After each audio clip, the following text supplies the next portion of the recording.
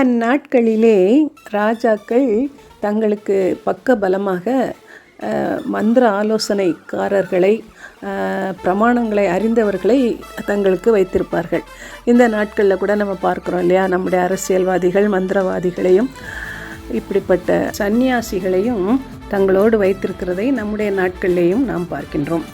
அப்படிப்பட்ட அந்த பண்டிதர்களிடத்திலே கால வர்த்தமானங்களை அறிந்த பண்டிதர்களிடத்திலே இதற்கு என்ன செய்யலாம், தன்னுடைய மனைவி வர மாட்டேன் என்று சொன்னதற்கு என்ன அதற்கு பதில் செய்யலாம் என்று விசாரிக்கின்றான். ஒருவேளை அவர்களுக்கும் தங்கள் மனைவிமாரும் தங்கள் பேச்சை கேட்காமல் போய்விடுவார்களோ என்ற ஒரு பயம் வந்துவிட்டது. எனவே அவங்க சொல்கிறாங்க, இது ராஜ துரோகம், இது தேச துரோகம். எனவே இந்த தேசத்தினுடைய சட்டத்தின்படி அந்த ராஜஸ்திரீயாகிய வஸ்தி இனி ஒரு நாளும் ராஜாவுக்கு முன்னால் வரவே கூடாது.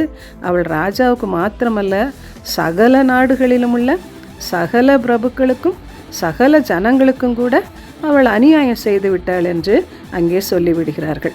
எனவே அங்கே அவர்கள் சொல்லுகிறார்கள், இந்த செய்தி மற்ற எல்லா ஸ்திரீகளுக்கும் பிரசித்தமானால் அவர்களும் தங்கள் புருஷரை தங்கள் பார்வையில் அற்பமாய் எண்ணுவார்கள். எனவே இந்த ராஜஸ்திரீ செய்ததற்காக ஏற்பட போகிற அவ்விதமான காரியங்கள் நடக்காதபடிக்கு இனி வஸ்தி ராஜாவுக்கு முன்பாக வரவே கூடாது. அவளுடைய ராஜ மேன்மை அவளை பார்க்கிலும் உத்தமியாகிய மற்றொரு ஸ்திரீக்கு ராஜா கொடுப்பாராக என்றும், அவரால் ஒரு ராஜ கட்டளை பிறந்து அது மீறப்படாதபடிக்கு பெர்சியாவுக்கும் மேதியாவுக்கும் உரிய தேச சட்டத்திலும் எழுதப்பட வேண்டும் என்று இப்படியான ஒரு சட்டத்தையே அந்த நாட்களிலே அவர்கள் செய்துவிட்டார்கள்.